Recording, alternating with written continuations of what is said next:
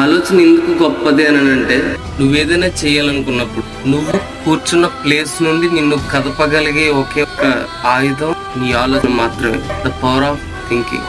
ఈ వీడియో చూసిన వెంటనే దీర్ఘంగా ఆలోచించకండి. అంత తేలిక మంచి ఆలోచనలు మొదలు, కానీ ఆలోచన విధానం మార్చుకోవాలి.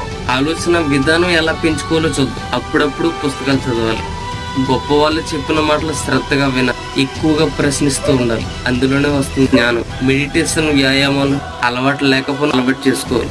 ఎవరు ఏం చెప్పినా బుద్ధిగా బుర్ర ఊపేయకుండా ఆలోచించకండి, సరిగ్గా ఆలోచించండి. మంచిగా చెడు ఆ థింకింగ్ ఉండాలి కంపల్సరీ. జేబులో ఒక చిన్న పెన్ను, ఒక చిన్న పుస్తకం, ఒక పెన్ మెయింటైన్ చేయండి. అన్నిటికంటే ముఖ్యమైనది ఏంటో తెలుసా? గొప్ప జ్ఞానం ఎవరి నుండి లభిస్తుందో తెలుసా?